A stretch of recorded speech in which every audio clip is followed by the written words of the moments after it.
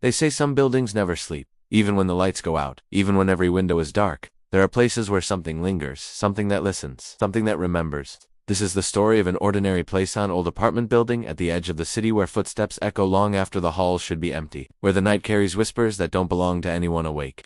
This is the echo of the hallway. Alejandro was a 22-year-old architecture student searching for a cheap place close to his university. Most options were too expensive, too far, or too noisy. But then he found a worn-down building from the 1970s, with peeling paint and a half-broken elevator, yet somehow quiet, almost too quiet. The lobby smelled faintly of old paper and dust.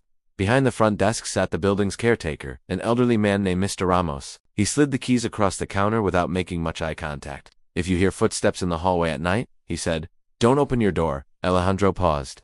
He waited for a smile, a laugh, anything to show it was a joke. But the man's expression never changed. Alejandro shrugged it off. Old buildings make noises, old caretakers tell stories. His apartment room 3B was small but decent, wooden floors, a single window facing the street, and a long narrow hallway just outside his door. For 2 nights, nothing happened. No strange noises, no strange neighbors. But on the 3rd night, everything changed. It was 3:17 a.m. Alejandro woke to a soft sound tap, tap, tap, like footsteps. Slow, steady, unhurried. He checked his phone. No messages, no alarms, just the time glowing on the screen. The footsteps grew louder, then stopped right outside his door. Alejandro held his breath. Then 3 soft knocks. Not aggressive, not frantic, just patient. He looked through the peephole. Nothing.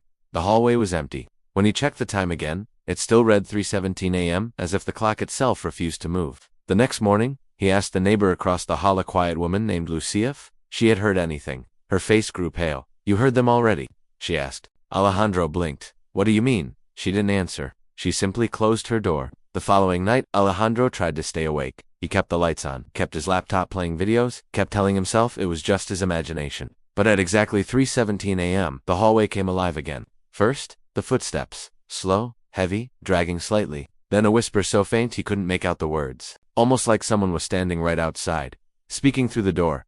Alejandro moved closer. The whispering stopped, and something else took its place. Breathing, soft, unsteady, as if someone were exhausted or trying not to cry. Alejandro stumbled back. He didn't sleep the rest of the night. The next day he confronted the caretaker. "There's someone walking around at night," Alejandro said. "Someone whispering?" Mr. Ramos exhaled heavily, as if he'd been waiting for this. "They're not walking around the hallway," he explained. "They're walking through it." Alejandro didn't understand. The caretaker leaned in. "There was a family here, a mother and her son.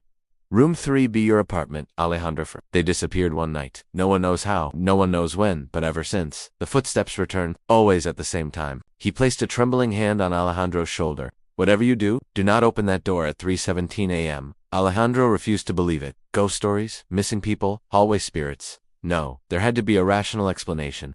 So he set up his phone to record the hallway at night. He placed it outside, facing the empty corridor. At 2:59 a.m., he went to bed. When he woke up at 7 a.m., the phone battery was dead even, though it had been fully charged. He plugged it in and opened the video. For the first 15 minutes, nothing happened. Then at exactly 3:17 a.m., the hallway lights flickered. The audio captured footsteps, but the video showed no one. Then the camera shook as if someone had walked right through it. A soft voice whispered near the microphone. "Are you still there?" Alejandro dropped the phone. He decided he would not open the door. He would not check the hallway. He would not listen. But fear is louder when you're alone.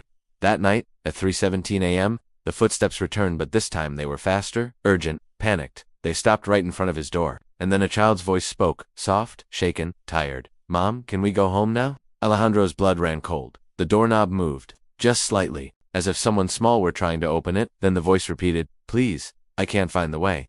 Alejandro backed away. He wanted to yell, to ask who it was, to help. But Mr. Ramos' warning rang in his mind. "Do not open the door." The footsteps moved away slow at first, then fading until the hallway was silent again. The following morning, Lucia knocked on Alejandro's door. She looked exhausted, her eyes red as if she hadn't slept in days. "You need to leave this building," she said. Alejandro frowned. "What's happening here?" She hesitated. "The child you heard? Everyone hears him eventually. But he's not looking for his mother." Alejandro swallowed hard. "He's looking for someone to open the door," Lucia continued. "And the ones who do, don't stay here long."